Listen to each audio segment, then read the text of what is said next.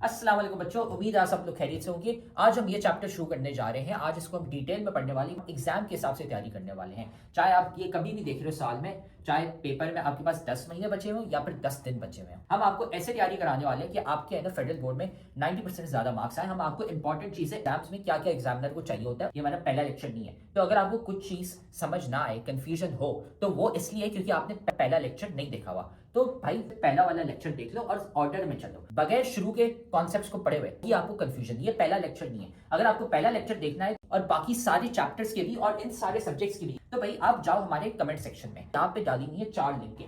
इसमें पूरी किताब की हमने प्लेलिस्ट डाली हुई है, इसको दबा दो, आपको है ना सारे लेक्चर्स मिल जाएंगे इस पूरे के पूरे सब्जेक्ट के। डाले में फ्री के नोट्स, यहाँ पे नोट्स कोई एमी नोट्स नहीं है। ये आप लिंक दबाओगे तो खुलते हैं, आपके पास हमारे 300 बच्चे जो थे जिनके 90% ज्यादा मार्क्स आए थे, उनके हमने नोट्स कंपाइल करके आपके लिए डाले हुए ताकि आप भी है ना अपने एग्जाम की तैयारी कर सको। सारे के सारे नोट्स हमने डाले हुए इन 300 बच्चों के। तो भाई ये देखो यहाँ पे पड़ा हुआ है हमारे सब्सक्राइब का बटन, इसको सब्सक्राइब कर लो, ठीक है। बेल्स भी है ना यहाँ पे दबा दो, लाइक करो वीडियो को और साथ में जाके कमेंट करो अपना वीकेस्ट चैप्टर। भाई कौन सा चैप्टर है जो तुम्हें बहुत मुश्किल लगता है, बहुत वीक लगता है, हम क्या करेंगे उसका निकालेंगे one shot lecture. One shot lecture एक लंबा सा पूरे चैप्टर का लेक्चर होगा, उसमें हम आपको एग्जाम ओरिएंटेड तैयारी कराने वाले हैं ताकि आपके है ना पेपर में 90% मार्क्स आ सके। तो जाके कमेंट करो कौन सा चैप्टर आपको बहुत मुश्किल लगता है। फिर ये याद रखना कि भाई हमारे लेक्चर्स, हमारे नोट्स, सारे गेस्ट पेपर्स काम के होते हैं। ये 300 बच्चे हैं जिनके ना 90% ज्यादा मार्क्स आए थे। तो सारा मटेरियल कमेंट सेक्शन में सबसे पहला कमेंट है, वहां पे पड़ा हुआ है। और अगर आप भी उन बच्चों की तरह 90% ज्यादा मार्क्स लाना चाहते हैं तो आप भी है ना हमारी बैच ज्वाइन कर सकते हैं, जिसमें हम आपको A to Z सारी तैयारी कराते हैं सारे सब्जेक्ट्स की, है ना। हमारी स्पेशल बैच नंबर 1 है, तो हमें इस व्हाट्सएप नंबर पर मैसेज कर लो। ये सारी चीजें हम आपको देते हैं और एग्जाम के हिसाब से तैयारी कराते हैं। अगर आप भी है ना 90% ज्यादा मार्क्स लाना चाहते हैं, अपने माँ बाप का नाम रोशन करना चाहते हैं। तो अब हम ये लेक्चर शुरू करते हैं। इस टॉपिक को आज डिटेल में हम पढ़ने वाले हैं, टाइप और फ्रूट्स में नहीं होगा।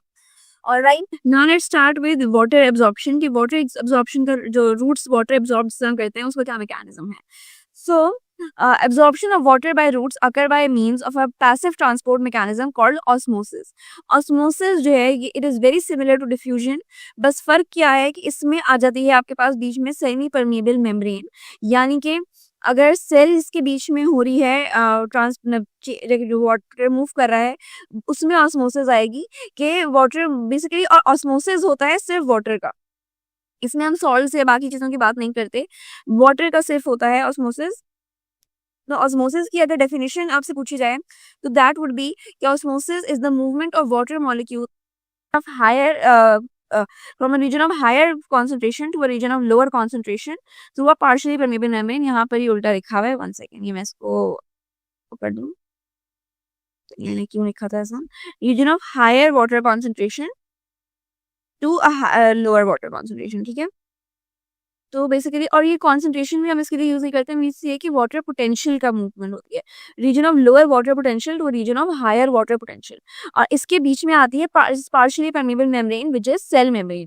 तो इसमें बेसिकली हम ये कहेंगे, अच्छा इसमें ना एक क्वेश्चन क्या आ सकता है आप लोगों का, which is a very valid question, कि जब बाकी सॉल्ट्स वगैरह जो हमने अभी बोला कि सॉल्ट्स जब एब्जॉर्ब हो रहे थे तो वो भी तो अक्रॉस द परमेबल मेम्ब्रेन ही हुए थे ना, कि जब सॉइल में था सारा सॉल्ट्स एंड वाटर, तो उसमें सिर्फ सॉल्ट्स एब्जॉर्ब हो रही थी।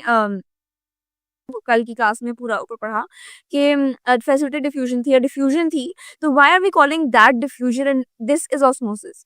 उसमें भी तो मेम्ब्रेन बीच में आ रही थी, इसमें भी आ रही है, तो फर्क दो चीजों में क्या है, एक तो बात यही है, और ऑब्वियसली वहां पर भी अकेले सॉल्ट्स तो नहीं एब्जॉर्ब हो रही थी, जब हमने सॉल्ट्स की एब्जॉर्प्शन पढ़ी उसमें भी सॉल्ट्स हमने यही कहा था कि वही सॉल्ट्स एब्जॉर्ब होती हैं जो कि वाटर के साथ आ पाती हैं, राइट। लेकिन यहाँ पर डिफरेंस क्या आ रहा है, भाई ये लेक्चर तो तुम बहुत मजे से देख रहे हो, लेकिन तुम्हें पता है कि लेक्चर देखने से खाली 90% मार्क्स नहीं आ जाते। असल में भाई मार्क्स कैसे आते हैं, तो भाई ये लेक्चर देखने के बाद आपने नोट्स खुद के बनाने होते हैं और फिर साथ में आपने प्रैक्टिस भी करने होते हैं सवाल।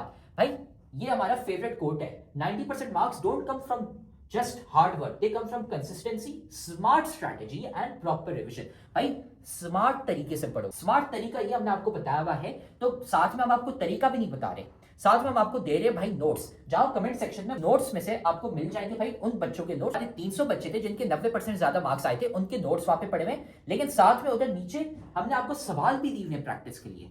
ये यहाँ पे पूरी गूगल शीट पड़ी हुई है भाई, यहाँ से जाके सवाल प्रैक्टिस करो। खाली ऐसा कुछ नहीं होता कि हाँ हम लेक्चर देखेंगे हमारे मार्क्स आ जाएंगे, नहीं भाई, नोट्स पढ़ने होते हैं और साथ में इनकी प्रैक्टिस भी करनी होती है सवालों की। में एक डिफरेंस है, एक दो डिफरेंसेस हैं, वो याद कर लो कि यहाँ पर हम बात कर रहे हैं अभी सिर्फ वाटर एब्जॉर्प्शन की, कि ना इसमें और चीजें मैंने बाकी ऑब्वियसली साथ में आ जाती हैं, इज जस्ट अबाउट वाटर। जब हम सिर्फ पानी की बात करते हैं कि पानी मूव कर रहा है तो उसमें ऑस्मोसिस आता है, और जब हम की आयंस की या गैसेस की बात करते हैं तो उसमें डिफ्यूजन आता है। एंड अनदर मेजर डिफरेंस ये है कि वहां पर चीजें मूव कर रही थी from soil to cells, right, कि सोइल से अब्जॉर्ब होकर रूट हेयर सेल के अंदर आ रहा है। यहाँ पर भी वाट उसमें आ रहा है, लेकिन रूट के बाद वो ऑस्मोसिस जो है उसमें सेल्स, मल्टीपल सेल्स तक पानी जिस तरह पहुंचता है कि एक रूट हेयर सेल से दूसरे रूट हेयर सेल तक पहुंचना, एंड उसमें बीच में प्लाज्मोडेस्माटा के थ्रू होते हुए पहुंचना, उसके लिए हम ऑस्मोसिस यूज करते हैं। इसीलिए बीच में मल्टीपल सेल मेम्ब्रेन्स आती हैं। तो जहाँ पे सेल मेम्ब्रेन्स का जिक्र होता है वहां पर जैसे एपिडर्मल सेल से क्रॉस की होकर जाएंगी तो उसमें उनको सिलेक्टिव मेम्ब्रेन है, यानी कहीं पर पानी रुक रहा होगा कहीं पर जाने देगा, तो उसके लिए ऑस्मोसिस आता है, दैट इज वाटर एब्जॉर्प्शन का मैकेनिज्म। ये सॉल्ट्स का मैकेनिज्म अलग है थोड़ा सा इससे, और ये वाटर का अलग है। तो पानी की जब बात आएगी तो यहाँ पर हम बात करेंगे ऑस्मोसिस की, not of diffusion. Okay, passive transport mechanism called osmosis. This is the movement of water molecules through a partially permeable membrane from an area where they are more concentrated to an area where they are less concentrated. If water moves to a cell into a cell through osmosis, अगर पानी जो है osmosis के through cell के अंदर आएगा तो हम इसको क्या कहेंगे, एंडोस्मोसिस। ठीक है, बेसिकली ये कह रहे हैं कि अगर अभी मूवमेंट हो रही है सेल के बाहर से अंदर तक, ठीक है, अगर चीज बाहर से अंदर आ रही है तो उसको कहेंगे endosmosis. Endo means in, inside.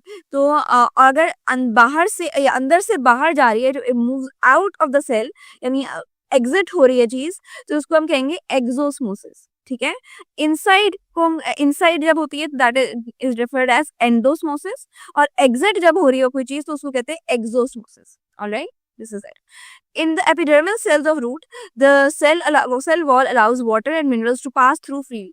यानी जो एपिडर्मल सेल्स होती हैं रूट्स की, उनकी जो सेल वॉल है उसको वाटर को आराम से पास करने देती है, लेकिन जो सेल मेम्ब्रेन है वो बिकॉज सिलेक्टिवली परमेबल होती है तो उसमें कुछ चीजें आने देती है, which is certain substances from solution to pass through. Water entering the epidermal cells follows the concentration gradient, moving through the cortex, endodermis, pericycle, and finally into the xylem vessel. Alright, तो यानी कि वो cortex से होकर endodermis से आते हुए फिर फाइनली। तो उम्मीद है अब आपको है ना ये टॉपिक समझ आ गया। हमने सारे के सारे सब्जेक्ट्स और सारे के सारे चैप्टर्स के अपने नोट्स डाले हुए हैं, लेक्चर्स डाले हुए हैं। इधर कमेंट सेक्शन में चले जाओ, नोट्स पढ़े हुए हैं, लेक्चर्स पढ़े हुए हैं, गेस्ट पेपर भी हम आपको दे रहे हैं और इंपॉर्टेंट चीजें भी बता रहे हैं ताकि आपको है ना एग्जाम की डेट्स भी पता चल जाए और आपका एग्जाम मिस ना हो जाए।